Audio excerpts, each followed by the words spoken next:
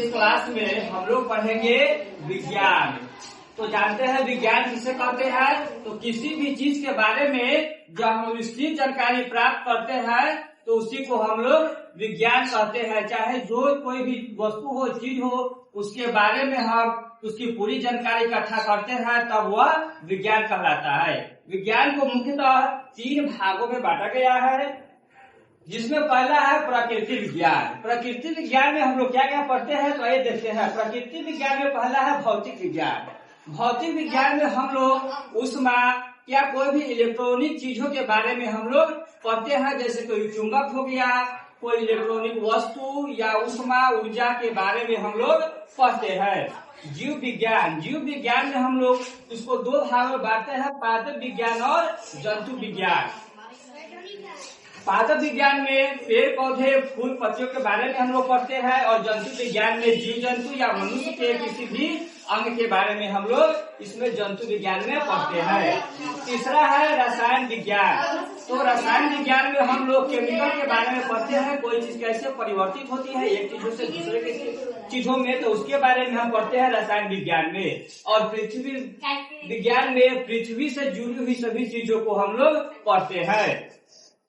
उसके बाद है सामाजिक विज्ञान। सामाजिक विज्ञान भी विज्ञान के अंतर्गत ही आते हैं, जैसे कि मनोविज्ञान। मनोविज्ञान को हम लोग इंग्लिश में साइकोलॉजी कहते हैं, यानी किसी के मन को पढ़ना और उसके बारे में उसकी जानकारी इकट्ठा करना है।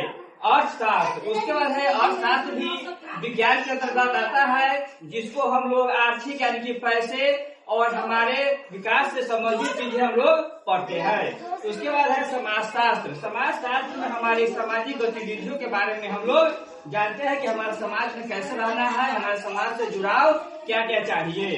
तीसरा है राजनीतिक विज्ञान, यानी कि विज्ञान के अंतर्गत ही राजनीतिक विज्ञान आता है, जिसमें हमारे नेता, विधान परिषद और राज्यसभा से जुड़ी सभी चीजों के बारे में, जिसमें संविधान के बारे में भी हम लोग पढ़ते हैं।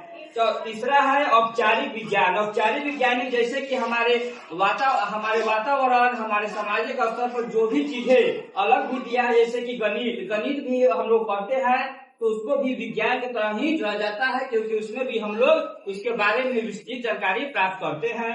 उसके बाद है तर्कशास्त्र। किसी भी चीज को हम बोलते हैं, समझाते हैं, तो उसके लिए हम कुछ तर्क देते हैं, तो भी हमारा वह विज्ञान के अंतर्गत ही आता है। और सबसे अंतिम में है कंप्यूटर विज्ञान। जो भी कंप्यूटर आज के समय में कंप्यूटर ही सभी चीजों का स्वरूप हो चुका है, तो इसको भी हम लोग कंप्यूटर विज्ञान के अंतर्गत पढ़ते हैं। तो इस तरह से हमने जाना कि विज्ञान और उसके प्रकार को, कि विज्ञान में क्या क्या चीजें पढ़ना है।